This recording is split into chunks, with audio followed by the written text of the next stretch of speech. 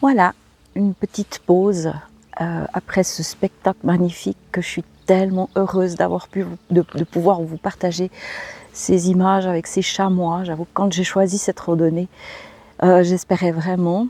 C'est vrai que c'est une randonnée que je fais facilement 2 fois par année et j'ai jamais été déçue. Il y a toujours des chamois dans ce coin-là et ils sont même pas farouches, c'est juste que du bonheur et c'est un moment de plénitude et de solitude juste fabuleuse. Alors voilà, j'ai pu vous partager ces images avec mon plus grand bonheur. Je vais quand même profiter de cette petite pause pour vous parler du thème de cette vidéo qui est un moment assez difficile dans ma vie.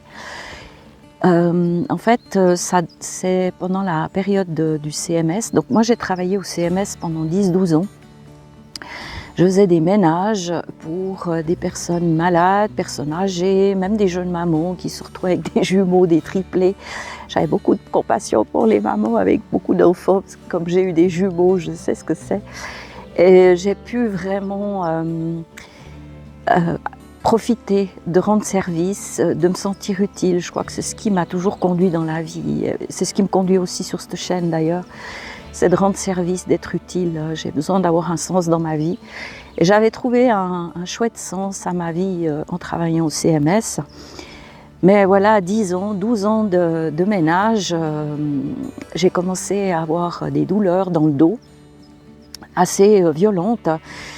Et puis, comme mon mari, Serge, à cette époque-là, était au chômage, j'avais pas le choix que de continuer.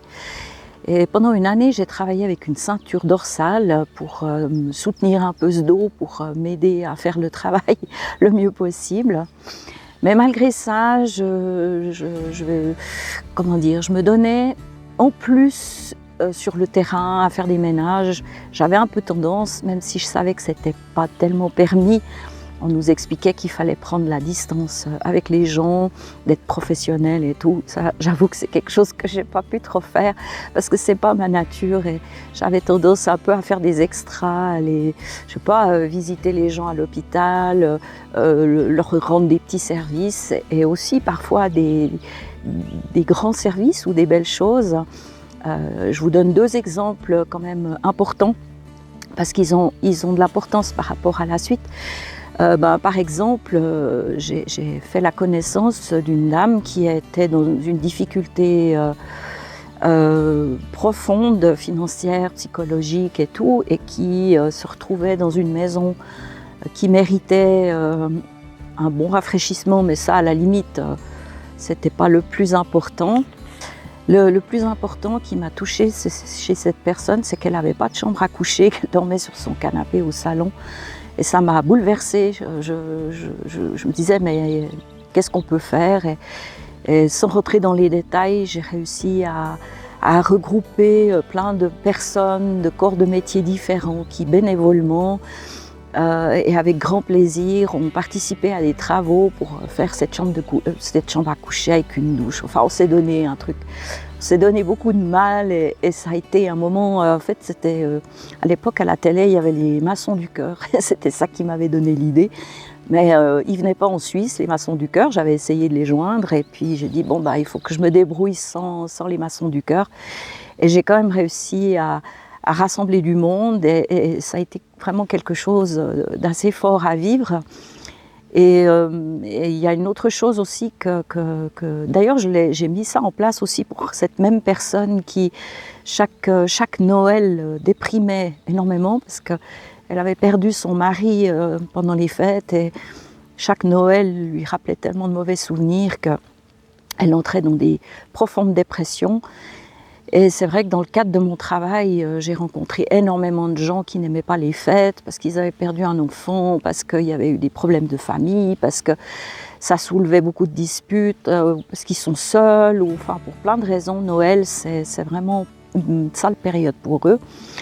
Et du coup, avec la personne pour qui on a fait les travaux, je lui ai dit, mais écoute, cette année, ce qu'on pourrait faire, c'est d'inviter, de faire un repas, de trouver une salle, de faire un repas de Noël et d'inviter tous les gens qui n'aiment pas Noël. Puis comme ça, au lieu de se morfondre, eh ben, on fait quelque chose de cette période. Et puis elle a été d'accord et j'ai commencé à mettre en place des soupers où j'offrais le repas, mais il y avait quand même une caisse participative où les gens jouaient le jeu quand même.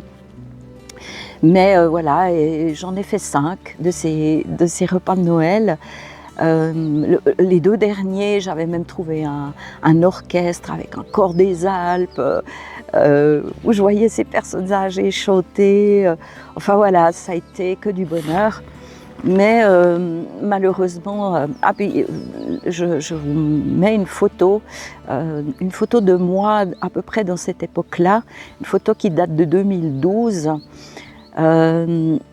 Et cette photo, elle est 3 ans avant ce que je vais vous raconter maintenant, pour vous montrer quand même que j'avais aussi un problème de surpoids et qui n'arrangeait pas mon dos, ça c'est sûr, et voilà.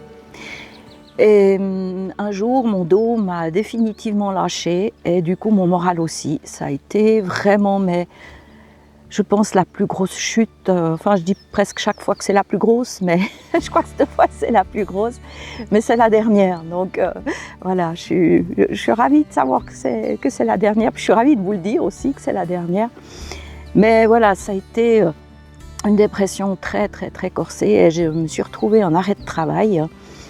Et quand on arrête de travailler pendant une longue période, en tout cas ici en Suisse, il y a l'assurance invalidité qui entre en matière, qui prend contact avec vous pour vous demander où vous en êtes, qu'est-ce qui se passe, à quel moment vous vous sentez prêt à recommencer à travailler, etc. Et du coup, j'ai un monsieur qui est venu, qui était mandaté par l'AI, Assurance Invalidité, pour me poser toutes ces questions.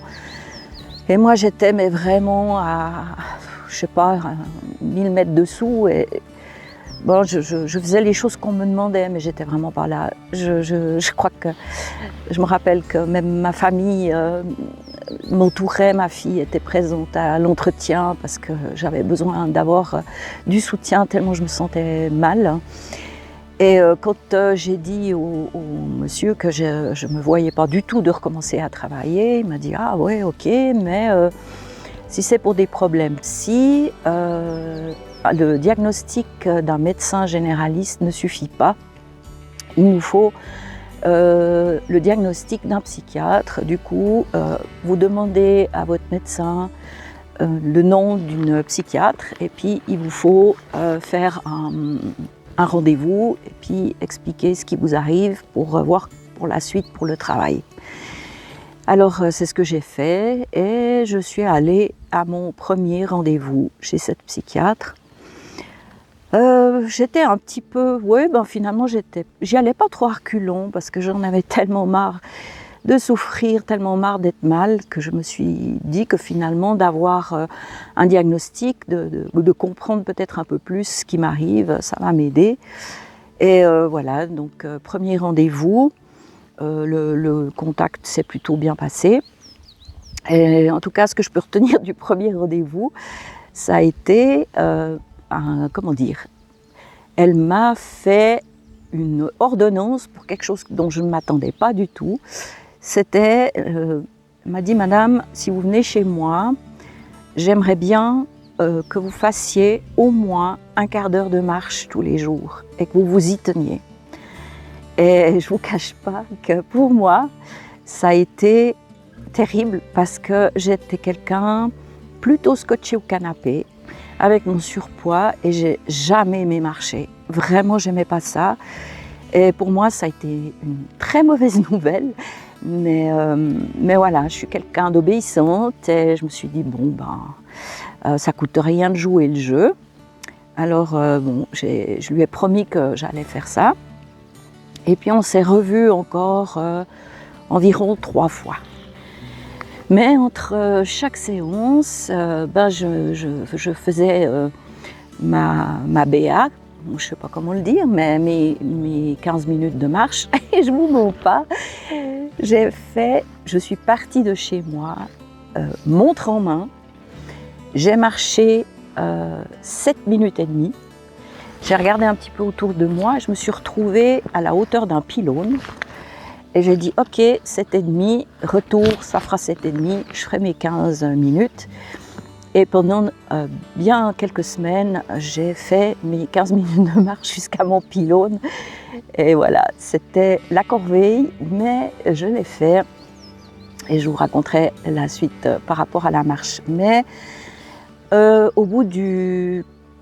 Ouais, le dernier rendez-vous, en fait. Le dernier rendez-vous, elle me demande, parce qu'elle n'arrivait pas vraiment à me cerner, elle n'arrivait pas encore à poser un diagnostic.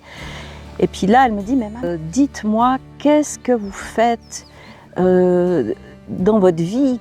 Qu'est-ce que vous faites en fait? Et puis moi je lui ai dit que je travaillais au CMS, que j'étais quelqu'un d'altruiste, qui pensait beaucoup aux autres, qui me donnait de la peine pour les autres. Et je lui ai parlé des travaux, je lui ai parlé de mes soupers de Noël et tout ça. Et là, tout d'un coup, pour elle, ça a été la révélation. Ah, mais maintenant je sais.